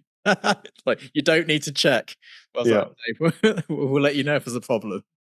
What's also often missed with this tool is that you can create a whole bunch of them. So if you want to have one set to the eye, one set to the face, zoomed out a little bit, which is great for checking, like facial expression kind of thing, then you can also do that. And you could have, a third or a fourth locked to a specific point. Like certainly if you're shooting like product still life, if you want to have one locked to the foreground, one locked to the background, so you can keep an eye on your focus, then that's also a great use of the tool. But it's kind of somewhat hidden, and generally when I show this feature, eye face lock or whatever, like, really, how long's that been in there for? Like, oh, good, 18 months now or something like we've that. never used that, but yes, we definitely would use that, because we use a lot of technical cameras. Yes, we need to make sure when we've got like extreme movements going on with the cameras, exactly, we might be sharp at the main bit, but is there some weird thing going on somewhere back here where we've got like a part of the background super sharp, like 3 inches, and then exactly. And if you want, you can make yourself like a custom tool tab, which is easy to do in Capture One, and then you can have a bunch of different focus windows lined up to where you want them. So manual mode, let's say I wanted fabric, and then this one could be like that, and then it will keep those positions as we move from image to image, if I remember to set it to manual like so. Yes, and again, that's just right clicking up at the I don't know what you call the tabs. It says tether, adjust, all that stuff. And you just add your own tab. You can put whatever you want in there. So what tethering? I mean, this would be great to have these here, because we don't make adjustments after the first one. No, there's initially color adjustments, and obviously it auto applies them. But yeah, to have those key areas on to check sharps, it makes perfect sense. Yeah, I hadn't done that ever. I didn't even know it was an option. So that's definitely it's really useful. If you're working with dual monitors, you could float them somewhere useful, or just have them sitting on the main display on a small laptop display. It's somewhat limited, but on a big monitor, there's loads of space for additional little pop-up windows like that. Yeah, absolutely. One thing I would like to touch on quickly, if we have Sure. time, is because I know that this is a very Capture One thing. Maybe over at Capture One you don't know it's a Capture One thing, but the export recipes.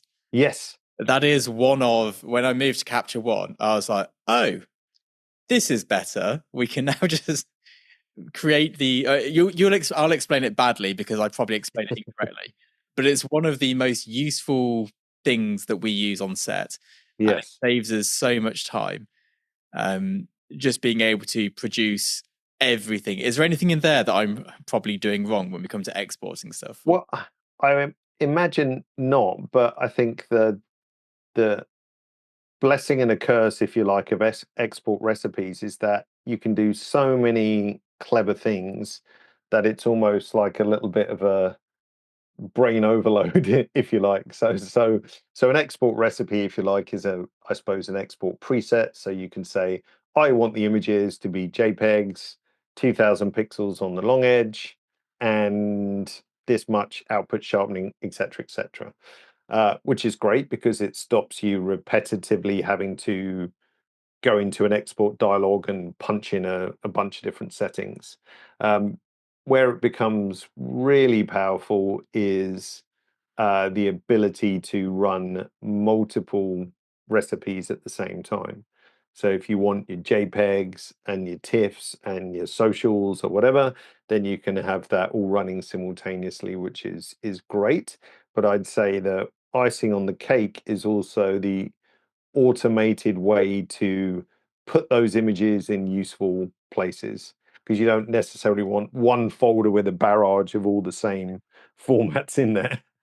So being able to tell Capture One, okay, put the JPEGs here, put the TIFFs here, and then I want the socials going straight to my Dropbox or cloud storage or whatever. And I also would like you to sort them into folders based on their star rating or color tag or the naming convention. Oh, and by the way, also rename them at the same time. So you can set up a whole bunch of actions like that in one hit to stop you having to do those repetitive actions one after the other. Yeah, no, I think it comes back to what you said at the start with this whole the session structure. So Yes. the way that we run everything is nothing ever leaves the session, because that No, exactly. can't mess up the backup. So in what we have it set to a smaller than 2000, but we have a 1200 pixel JPEG for client sign off. We have a full resolution JPEG for the client to use in their design team as like a space saver, so they can crop in and see what they can do, and a 16-bit TIFF, which is for us to then work on with the client. And they all go into their own subfolders within the output thing. So when we come to back up the shoot, we just back up the session and everything's there. And every time we sign off a shot, you have all the different recipes ticked. You hit export once and it does all of it at once. And it's quite quick at exporting as well, actually. Even with like high volumes, when we're exporting like 3,000 files. Yes. It's not a slouch. It doesn't take no, and the past couple of versions have had quite a big speed bump in export as well.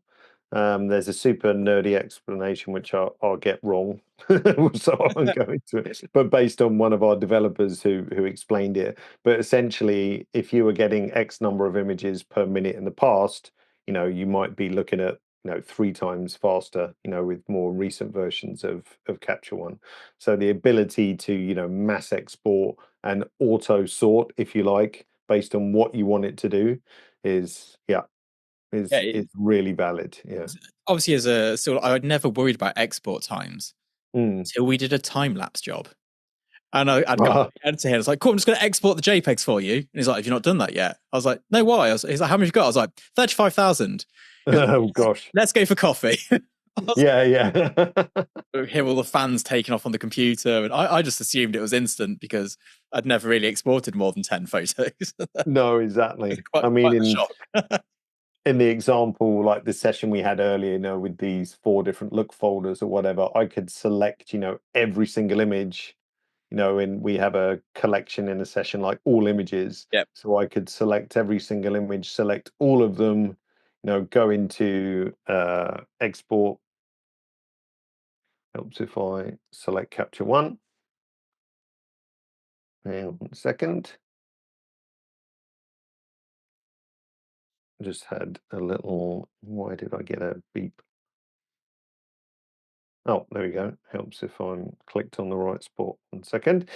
We could select, a whole bunch of images in this all images container, go into export, and then basically ask Capture One to, put them in the output folder of the session, but also put them in their respective named folders of where they were in the first place.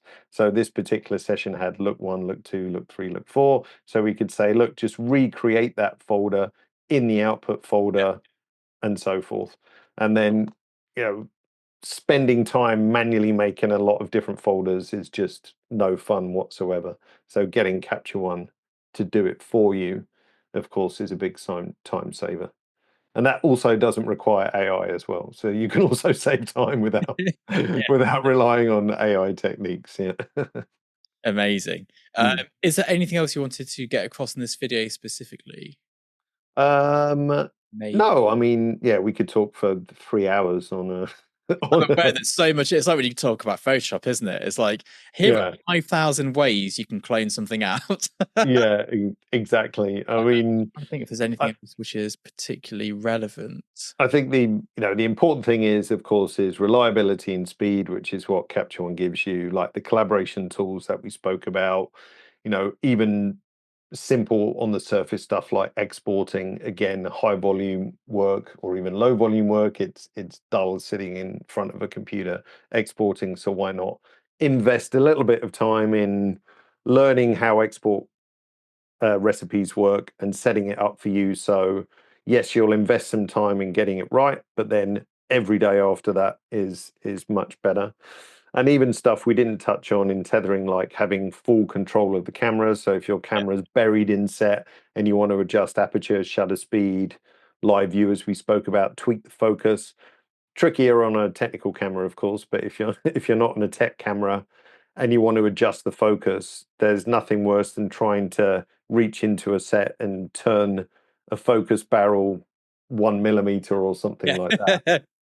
So having those, remote controlling Capture One just makes everything much better. So yeah, speed, performance, color accuracy, of course. Like Capture One's always known for its color accuracy. So we invest a lot of time in building the color profiles for every single camera.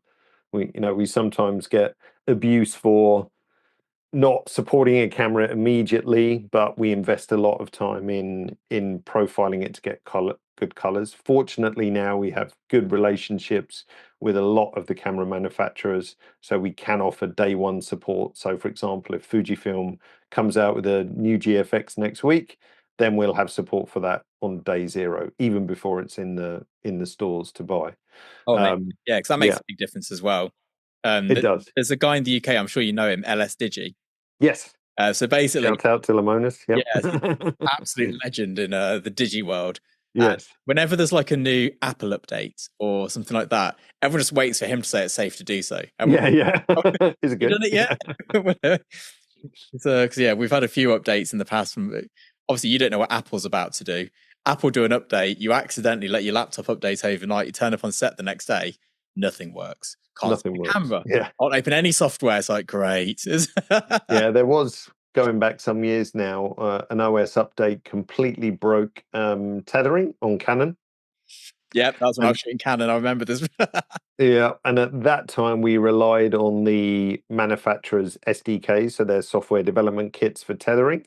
It took Canon a long time, and this is going back some years now. It took them a long time to fix it. So people with Canon were kind of not able to tether for quite some time. So since then, we don't rely on any manufacturer SDK, and all of the, if you like, tethering communication we develop ourselves. Oh, that's interesting. Yeah, I didn't know that. So we're in control of mistakes. So if Apple or Windows or whatever make a release that breaks something, we can generally react and fix it, in 24, 48 hours and not have to be reliant on an external developer. And then that caused other issues with, I don't know if you remember, I can't remember which manufacturer it was now, but there was a compressed RAW file format. It's happened actually to more than one manufacturer. that they hadn't developed themselves. They'd used a third-party company in the US to develop it, but the protocols for decoding that compressed RAW weren't available. So there was nothing we could do about it to support it. We did actually manage to decode it ourselves, but that would then break the legalities around this format, because you have to use, if you like, the prescribed method of decompression. So quite often, we get, oh, why aren't you supporting this format? So, well, we can, we're just not allowed to because the actual SDK isn't available for decoding the raw format and so on. So yeah, it's sometimes complex to do relatively simple things. Yes, I think a lot of people. And I used to work for a software company years ago, and it's not just the legalities of we had to deal with audio, and there were times we just couldn't do something to a certain file type because we weren't allowed to do it. Yes. And then you also have, you design something to work a certain way, and then you find somebody in an office somewhere who can't do it that way for whatever reason it may be, and it's completely brought their life to a halt. And there's no way you could ever know that beforehand. And it's like, yes, but we use this cable here. And it's like, oh, okay, that's not going to work. We didn't know this. I mean, it would be much easier if every camera manufacturer had the same file format, and you could say, well, that's DNG, but that has its own limitations and licensing and everything as well. But it is what it is. Every manufacturer does things differently. But as I said, we're really lucky to have nice relationships with a lot of the manufacturers, so that we can, give day zero to support to a lot of these cameras, which is great. And I think what's interesting with what you said at the start was with these massive studios and how everyone uses this. One of the things I say a lot is, it's like, even if Capture One wasn't better than the alternatives, yes, which it is, and we've tested it substantially, it's industry standard. Yeah, so it is. Just learn it. Like there's no reason not to learn it, because once you get to a certain level of work, like I don't get to choose what software we use on set. My Digi does, and every Digi uses Capture One, and there's a reason why they do. But if you go and work in a studio somewhere, they'll be using Capture One, and there's a reason why. But you need to know these things, and it's all. When I made the jump initially, I was like, oh God, I've only just learned this previous bit of software, and now everyone's using this, and I've got to learn this new bit of software. And obviously, it's painful. Well, for me, it was probably like 2-3 months because I'm not very techie, where it's just like, this is not how it used to be. This is frustrating. No. and let's face it, no one likes learning new software. No one likes moving from tried and tested workflows, because it's cumbersome. You're very comfortable in what you're doing before, and then to kind of learn a new language almost with a different software, no one likes doing that. So at least what we try to do is give you as much help in-app as possible. So if you float on tools, you get little tips which take you to short form education and longer form education if you want it. We're developing more courses, so we have a certification course, we have an onboarding course for Capture One Studio, we'll have a portrait editing course coming up in the not too distant future. So totally appreciate not everyone has tons of hours in the day to do this kind of thing, but as I said, if you can invest a little bit of time in learning the ins and outs, you'll probably gain that back in your efficiency in no time whatsoever. Absolutely. Amazing. Well, thanks so much for your time, David. Pleasure. Absolute pleasure. Anytime. Super. So now we've looked at Capture One pretty in depth there, actually. We cut it a bit short as well. I'm going to upload the full thing maybe to Studio Access. There's a lot of good info in there. We'll see what I can do. I'll have to speak to Capture One with what I can do with that. Maybe I'll give it to them to put onto there. We'll see. Anyway, the mid-level. Now, this is what I'll be rocking up with on this midweek shoot, which is paying ordinary photographer fees. Yeah, and I think this is probably like the sweet spot, if that makes sense in terms this of is your best setups. Bang for buck. Yeah. Like, obviously, that first setup is better, but it's diminishing return. As with everything. Like, it's not 10 times better, but it is 10 times more expensive. Yeah, I mean, if I was the upgrade, we'll go through it. So first of all, 5DSR. That's what I'll be rocking next week. 100mm Canon L lens. I've gone for 100s, 90s, 100s, that sort of focal length, because for most people, product photography is probably something where you're shooting things the size of a kettle or less. And with 100mm, you can get that nice. And you get good. So some lenses are easier to make than others. The reason a 50mm prime is so cheap is because it's damn easy to make a good one. Yeah, obviously it's like one of the easiest designs you can have. Yeah, try and make a 24mm prime. That's much more difficult, and therefore the cost is higher. 100mm lenses are a great compromise between spending little money and getting great image quality and a useful focal length. If you're shooting bigger things, you probably really want the Canon 60mm macro, which is a hard find nowadays, but there is one out there. So we've got the 5DSR 50 megapixels. We shot, or we still shoot on it. We shot the Johnson & Johnson's campaign on it because we had to shoot so much. I mean, it was a long shoot. We were in that studio for ages. Not hours, days.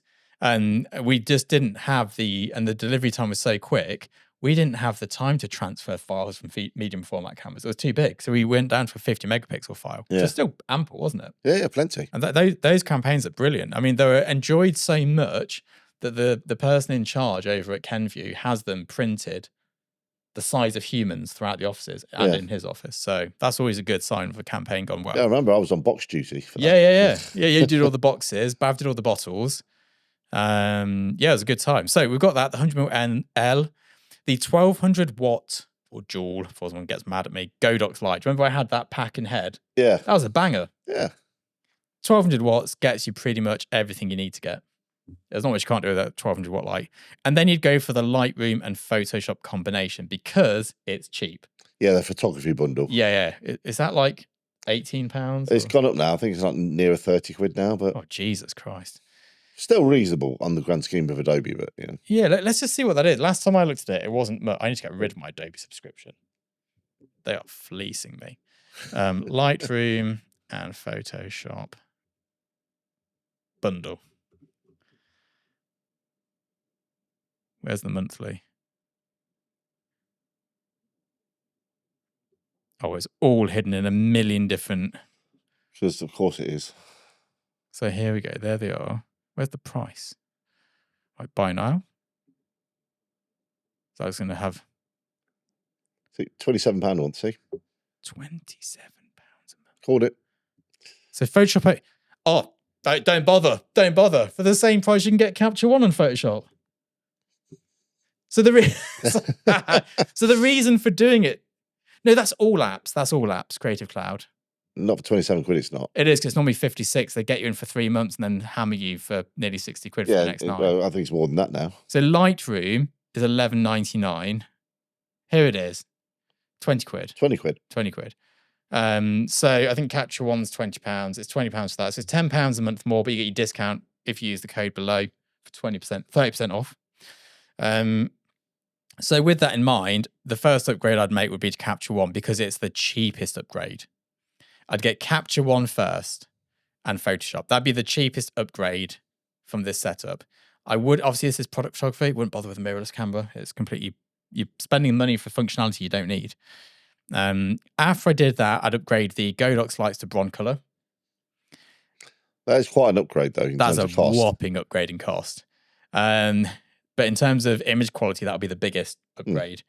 Then I would get a Cambo and a different lens, and finally I'd buy the phase back. That'd be how I'd move from that point. Buy your broncolor secondhand though. Rent it for big jobs. Yeah, I mean, you bought rent some stuff at a reasonably priced auction, as I remember. Yeah, I bought like 10 grand's worth of broncolor kit, got loads. Yeah, it was a good deal, good days. But you can rent. Who's Brent? You can rent a Scoro pack that I shoot on for 50 quid a day. You can rent a broncolor head for £20 a day. Why spend £2 grand? We can use £20. I know people. It's really weird. So I have this, as you know, I will not pay finance for a car. Yes, you're like cash money player. Yeah. Whereas other people will happily finance a car. I will rent camera kit till the cows come home. And everyone else like, no, I need to own it. It's like, but you're renting your car. You're paying interest on an overpriced vehicle. Yeah, that's depreciating by the day. Yeah, like you buy a broncolor pack today. By the time you finish your career, you'll be passing it on to someone else. It's by the by, it's easy. It's interesting how the amount of people I know who rent their phone. not rented, but like they have a payment plan on their phone. Oh yeah, well, I mean, you're paying for it anyway. Like, I'll just pay like £80 a month for it. It's like, what? I know. No phone is worth £80 a month. No. Like, just buy a second-hand one.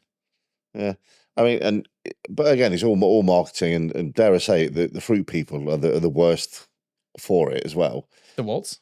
Apple. Oh yeah, sorry, I was like the what people. I thought it was like some new lingo I wasn't down with yet. Yeah, yeah, they are. It's like, shot on iPhone. Yeah, we're like 200 grand's worth of support kit.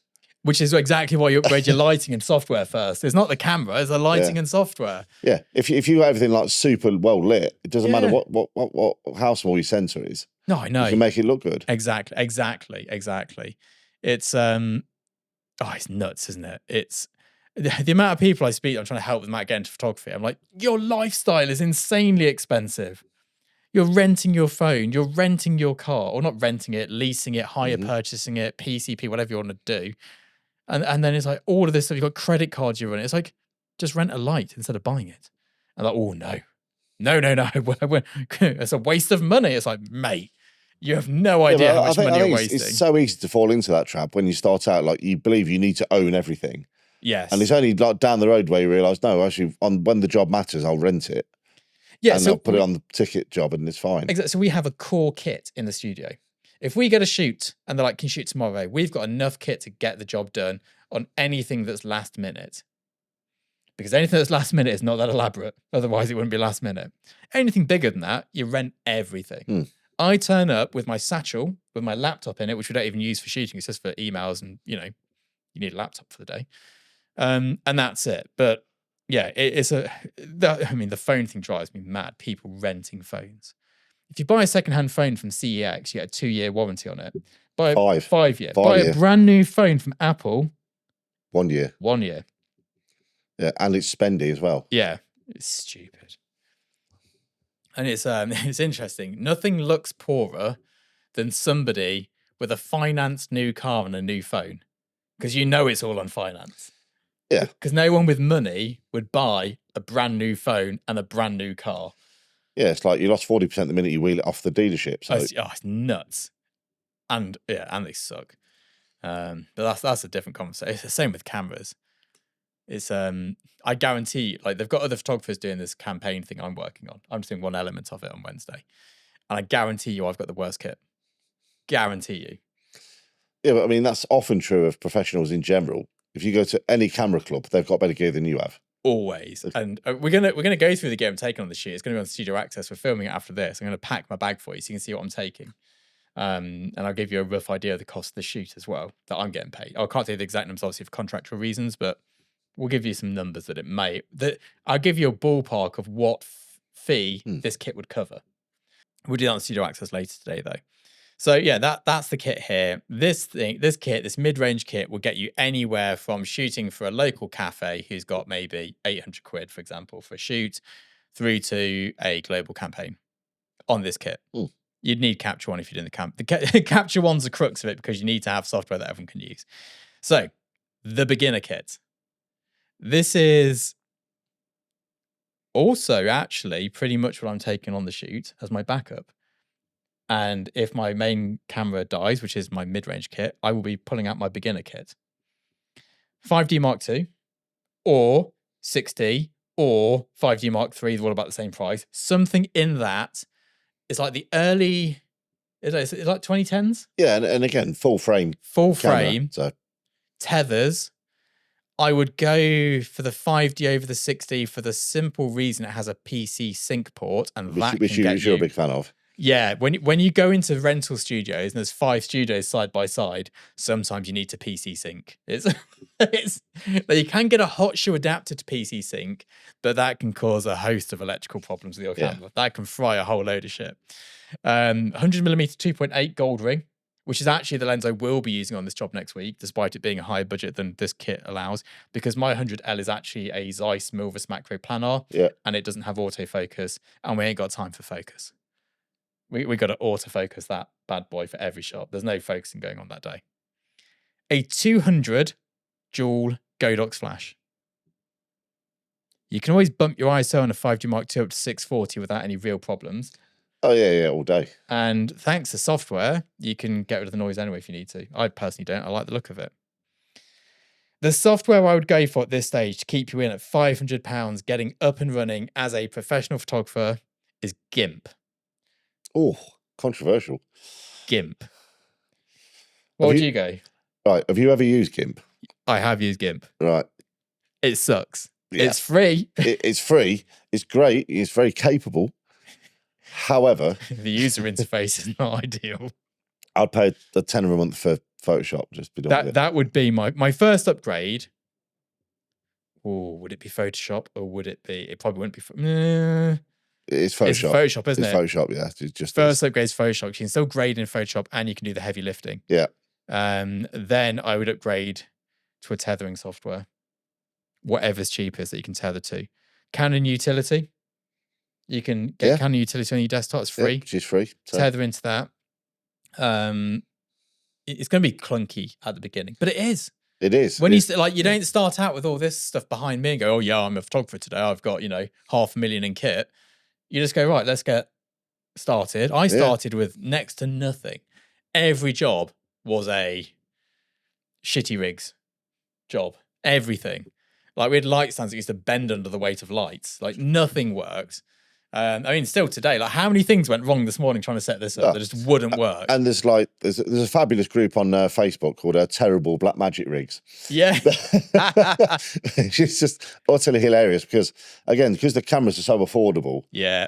The people just like do crazy things. I can imagine. And it's like, mate, what are you doing?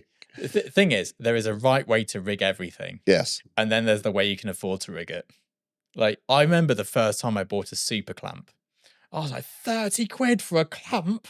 Now I've got like 30 of them. Yeah, and they're great. Yeah, but this is what people don't understand. Like, when I started out, as Rob will attest, I was skint. Like, proper, I was on $8,000 a year. Skint. Everything had to be begged, stealed, or borrowed. My first ever real advert that went on billboards, I had to borrow every light because I couldn't afford to rent them because I didn't have enough money for the deposit at the rental house. I had to borrow a tripod because I didn't have a tripod. Yeah. I had to borrow. What did I actually use? I used my own camera, 5D Mark II. That was it. Everything else I borrowed from people. Everything. And then Paul had to light it because I didn't know how to use lights. Well, no, I knew how to light a person. I used to do lots of environmental portraiture, how to do that sort of thing. Didn't know how to light in a studio. We had like 8, 9 lights in a set. Built a library, drum kits being lit, people being lit. Yeah. Paul did all of that for me. It's just beg, steal, or borrow at the beginning. But that's how you get it done. Yeah. And my biggest bit of advice when starting out and you're thinking, which brand shall I go with? The reason I went with Canon is because everybody I know has Canon. So when it came to a big shoot, it'd be like, here's mate, can I borrow that 35mm prime? And they still have the widest choice of lenses available from of any brand. So yes, they've got a good lens selection, which is always good. I can't imagine starting photography with a 40 grand budget. I can imagine people starting with a $4 grand budget. Yeah. I mean, that's, it was, well, again, every guy in a camera club with a 5D Mark whatever now, has spent 4Gs on the camera minimum. Exactly. I'd buy all of this secondhand. I still buy everything secondhand. It's very rare that I buy brand new stuff. Yeah, I bought some stuff. Like my first Blackmagic was bought new because it had only just come out, and I'm like, mate, you can't get a second-hand one. There's a 3-month waiting list even to get one. Yeah, mine was brand new because it was cheaper brand new than second-hand. Yeah, bizarrely. The second one I bought from a film student who shot his end-of-year project on it, and that was it. Somebody had rich parents. Yeah. And then he was like, right, okay, I'm skint now. I'm leaving uni. I'm going to sell this camera. So that's a good deal. Yeah. That's where the second one came from. Yeah, I wouldn't buy a brand new thing. Again, some things. Again, the lens I've just wasted all of my spare money on. Yeah, but where are you going to find? Yeah, to be fair, I bought my hard lighter. I don't know what it's called from Broncolor. That was brand new. That was like 1,600 quid for a barn door and a lens and a different shaped flash tube because they don't come around secondhand. And that's the thing. It's like some things. It's camera bodies for sure. By used. Why would you not? Yeah. Same with lenses. Lenses last for It's not even they last for generations. Yeah, you should get 20 years out of a good lens easily. I've still got my oldest lens is my 35 1.4. That thing got battered back in the day. You see, my oldest lenses date back to the 50s. Oh yeah, well, to be fair, I've got old, but like in terms of what I've used for its entire life, because my second-hand lenses I've bought, I know they've had easy lives. You can tell by looking at them; they've barely been touched. But it's not to hand actually. That's a shame. I should have shown you it all. It is battered. I can't imagine it breaking in the next 20 years. Yeah, but like, I mean, I remember like looking at your 5Ds, they were held together with prayers and tape. Yeah, they still are. Absolutely. It's like, that's how you know you're a pro, when your camera is basically bound with gaff tape. Yeah. Gaff tape is the one. It holds many things together. We use it to add weather sealing as well, because there's some known leakage points on some of these cameras. We had to tape them up nicely. Well, I remember like one of the earlier expeditions when I went to a download festival. I was there at the downpour year, or the download year. Yeah. And again, there were some lovely photographers there, and there were some less lovely photographers. I'm just going to say that. And there I was, taping up my 6Ds with all the bags and all that. Yeah. And he's like, if you had a proper camera, you wouldn't need that. Oof, off he went. Came back after the first shoot, both cameras full of water. I'm like, yeah. I was like, I'm just going to carry on and shoot the whole weekend, mate. I'll see you later. I remember this vividly. I was at a music festival, and I can't remember which one it was, and it was sponsored by Smirnoff. And I was there shooting for Smirnoff, and I was getting paid big money. And I had a 5D Mark I and a 5D Mark II and some shitty lenses. I remember this guy in the press tent giving me shit. He'd got the 1DX, a couple of 1DXs and all the lenses. And I reckon in the first hour of work, I made more than he did in the whole weekend. Yeah, it's not even that. I mean, we've all had this. I mean, I definitely suffer from imposter syndrome. Yeah. Absolutely a real thing. I remember like one of the earlier festivals I went to was Glaston Budget. Yeah, I remember that. Yeah. And you know, I was with my 650D, like the first camera I bought, and I was stood next to this guy in the pit with again 1DX. Yeah, always absolute weapon, machine gunning the whole thing. And I'm like, oh man, I love that. Then I looked at his pictures. I'm like, they're not that good actually. There is no correlation between the camera someone's holding and how good their work is, and that is the longer you've been in the game, the more it sings true. And it's like I'm turning up to this job. I know the photographer on the day before me's got a much better camera than me to what I'm turning up with. I'm probably going to shoot a lot of it on a 5D Mark II, which is this beginner setup. I know my image is going to be better. I've been doing it for 16 years. That was the camera back in the day. Oh, yeah, it's a banger of a camera. It's a great bit of kit, but there we go. Anyway, these are our recommendations of tiers. We'd love to hear your thoughts on it. Yeah, I mean, always used. Always used. You know, I'm a big fan of CEX, who's, again, you get a 5-year warranty with anything electronic. Oh, so people in the States, CEX is like a cash generator, pawn shop. Is that... yeah, well, I'm not sure what the American equivalent. I don't know if they have one, but I'm sure they do. It's where you. It used to be called. These one called cash generators in the UK. I don't know if that's still cash converters. Cash converters. Cash converters. Yeah, that's still a thing. Yeah, and it used to be called smack generators. Because people would take the stolen goods. You'd go in there and be like, "That's my TV." Yeah. Yeah, I mean, the system was open to abuse, I think. Yeah, whenever you got broken into, the police would take you to the local cash generators and you'd go and have a look around with them. You'd be like, yeah, that's mine. Yeah. That's mine. That's mine. You'd walk out with it afterwards. But there we go. Anyway, we'll leave it there. We've got much to be getting on with today. We do. And yeah, have a lovely day. We'll see you later. Ciao for now.